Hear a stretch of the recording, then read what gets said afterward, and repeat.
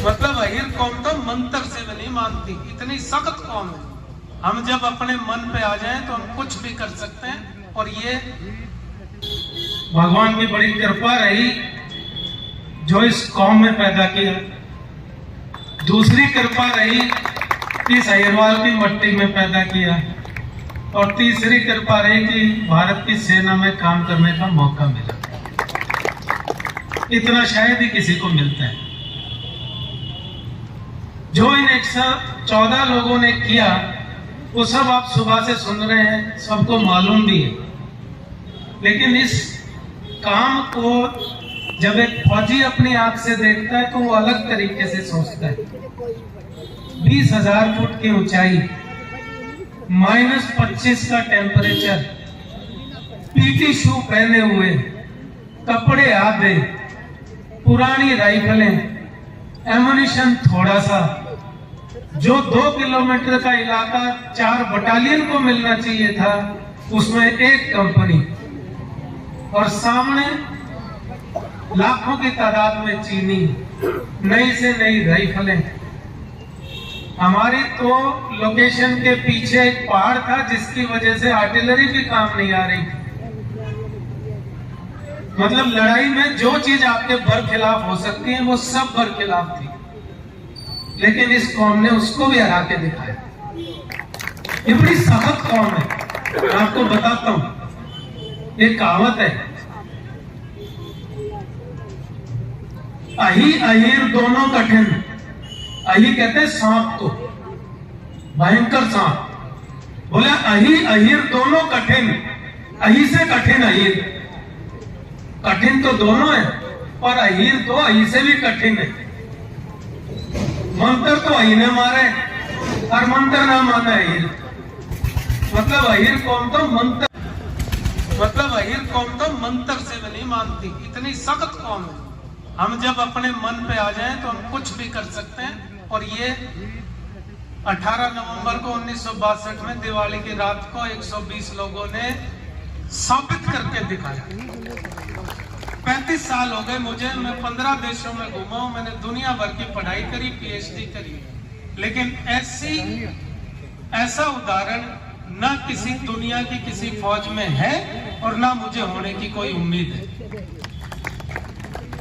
एक गुजराती में कहावत है, अहीर नो आसरो।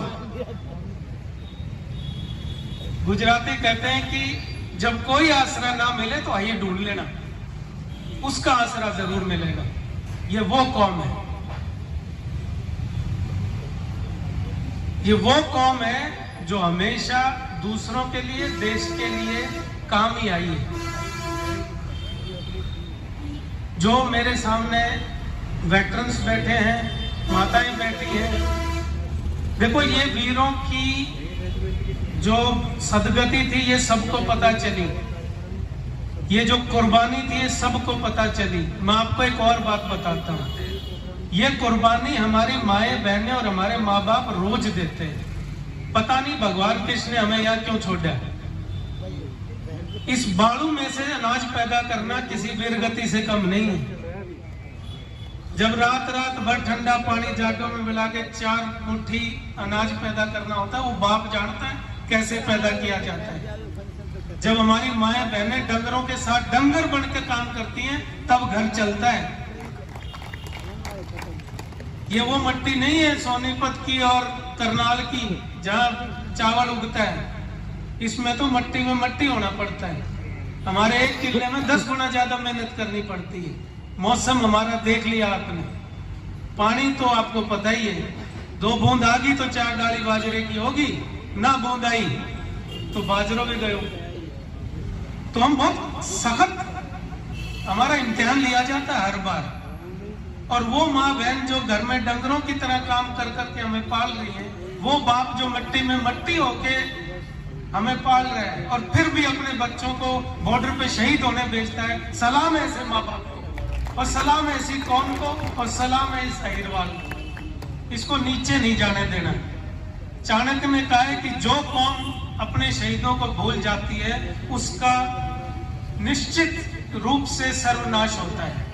जिस दिन हम अपनी कौम को अपने शहीदों को भूल जाएंगे हमारी कौम का सर्वनाश हो जाएगा।